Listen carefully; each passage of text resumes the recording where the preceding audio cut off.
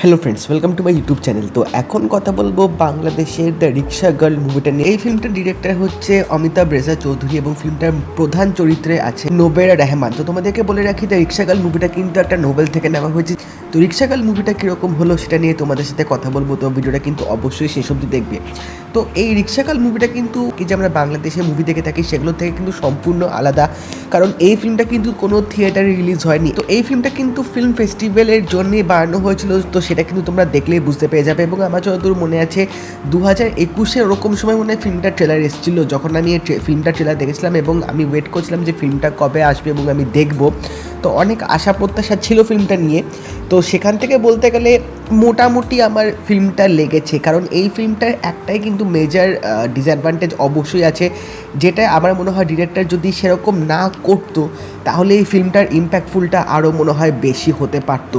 তো এখানে গল্পটা যদি একটু করে বলে দিই, এখানে একটা ক্যারেক্টারকে দেখানো হচ্ছে নায়মা, যারা হচ্ছে একটু দরিদ্র পরিবার থেকে বিলং করে। তার বাবা হচ্ছে রিক্সা চালায় এবং নায়মার মানে ছোটোবেলা থেকেই শখ যে তিনি পেইন্টার হবে, কারণ তিনি খুব আঁকতে ভালোবাসতেন, রং এবং তুলি পেলে তিনি আঁকেন। এবং তার ফ্যামিলিতে তার মা আছে এবং ছোট বোন আছে, এবং তার বাবার একদিন খুব শরীর খারাপ হয়ে যাবে।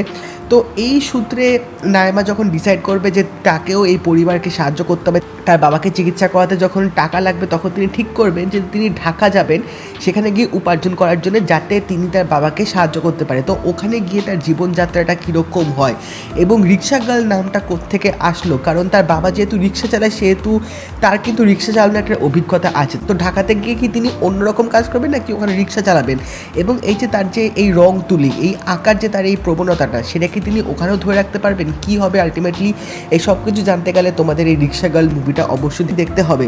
তো মুভির মানে এই যে প্লটটা সেটা কিন্তু ভালোভাবে উপস্থাপিত করা যেতে পারতো, কিন্তু সবচেয়ে বেশি আমার নেগেটিভ পয়েন্ট যেটা লেগেছে সেটা হচ্ছে এই মুভিটার ডায়লগগুলো। মানে মুভির ম্যাক্সিমাম ডায়লগ হচ্ছে ইংলিশে রেখেছে। হ্যাঁ, এটা হয়তো ইন্টারন্যাশনাল ফিল্ম ফেস্টিভ্যালের কথা মাথায় রেখে হয়তো বানানো হয়েছে, কিন্তু আমরা কিন্তু এরকম অনেক রিজিয়নাল মুভিজ দেখে এসছি যারা কিন্তু নিজেদের রিজিয়নাল ল্যাঙ্গুয়েজে ফিল্মটা বানায়, কিন্তু তার সাথে কিন্তু সাবটাইটেলস রাখে, যে ফিল্মগুলো কিন্তু অবশ্যই ফিল্ম ফেস্টিভ্যালে এরকম অনেক মুভি আছে গেছে যেগুলো তারা পুরস্কারও পেয়েছে। তো আমি রিক্সা গার্ল মুভিটা বুঝলাম না এই ইংলিশ আর বাংলা এই দুটো কম্বিনেশন, এই দুটো ল্যাঙ্গুয়েজে কেন বানানো হলো। ম্যাক্সিমাম ল্যাঙ্গুয়েজ কিন্তু ফিল্মটাতে যে ক্যারেক্টারগুলো ইউজ করছে সেগুলো কিন্তু ইংলিশে আছে, কিন্তু আবার ওই ক্যারেক্টারগুলো কিন্তু মাঝে মধ্যে বাংলায় বকছে।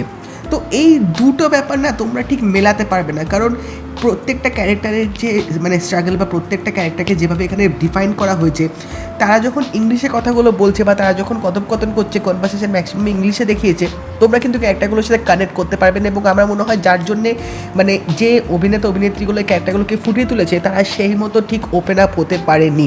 তো আমার এটা মনে হয়েছে যে যেহেতু বাংলাতে যদি আরও ভালোভাবে কথা বলতে পারতো, বাংলা ভাষাটাই যদি রাখতে পারতো, ক্যারেক্টারগুলো আরও ভালোভাবে ফুটে উঠতো, তোমরা ক্যারেক্টারগুলোর সাথে আরও ভালোভাবে কানেক্ট করতে পারতে। বাট হ্যাঁ, এখানে নোবেরা রহমান কিন্তু খুব খুব ভালো অভিনয় করেছে, কারণ তার ক্যারেক্টারটা কিন্তু অনেক রকম ফেস দিয়ে যাবে, তিনি কিন্তু অনেক রকম এখানে কষ্ট বুঝবেন, অনেক রকম তিনি উপলব্ধি করতে পারবেন জীবনে। তো সেই সব প্রত্যেকটা মুহূর্ত কিন্তু ফিল্মটার মধ্যে ভালোভাবে ফুটিয়ে তুলেছে। কিন্তু যেটা বললাম, ফিল্মটা সবচেয়ে বড় আমার মানে যেটা নেগেটিভ ইম্প্যাক্ট লেগেছে সেটা হচ্ছে এই ডায়লগটা, মানে ইংলিশ আর বাংলা এই দুটো ফিল্মটার মধ্যে একদম খাপখানি। টু বি অনেস্ট, পুরো যদি বাংলাতে রাখতে পারতো তাহলে ফিল্মটা কিন্তু আলাদা লেভেলে চলে যেত।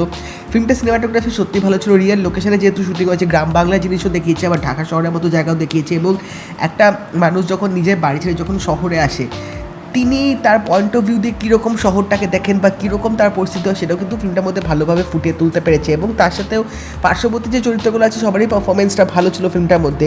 বাট ফিল্মের স্ক্রিন প্লেটা খুবই স্লো, মানে এখানে গল্পটা খুবই আস্তে আস্তে এগোবে, আস্তে আস্তে বিল্ড আপ হচ্ছে। এখানে ক্যারেক্টারটার উপরে বেশি ফোকাস করা হচ্ছে যে তার লাইফের উপর দিয়ে কী আছে। আমাদের যদি এরকম স্লো পেস মুভি যদি পছন্দ না হয় তাহলে হয়তো তোমাদের রিক্সা গার্ল মুভিটা ভালো নাও লাগতে পারে।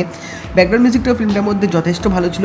এবং এখানে এই যে মেয়েটা যে নিজের মানে তার যে একটা ফ্রিডম, মানে তিনি যেটা করতে চাইছেন কিন্তু সেটা করতে পারছেন না, সেটা কিন্তু তিনি যেভাবে আঁকা দিয়ে ফুটিয়ে তুলেছেন সেই চিন্তাধারাটা কিন্তু আমার ফিল্মটার মধ্যে বেশ ভালো লেগেছে।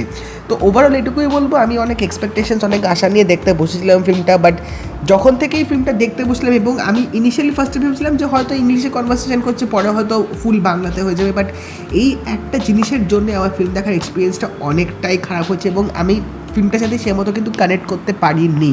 তো আমি জানি না এটা কেন হলো, এটা বাংলাতে করলে হয়তো এই ব্যাপারটা হয়তো হতো না। এটা পার্সোনালি আমার পয়েন্ট অফ ভিউ, যদিও বা তোমরা যদি দেখে থাকো তোমরা অবশ্যই জানিও তোমাদের এই কনসেপ্টটা কীরকম লাগলো বা এই মুভিটা তোমাদের কীরকম লাগলো। আর যদি এই ভিডিওটা ভালো লেগে থাকে লাইক করে দিও, শেয়ার করে দিও, চ্যানেলটা কিন্তু অবশ্যই সাবস্ক্রাইব করে দেবে, নোটিফিকেশন বেলটা কিন্তু অল করে দিও।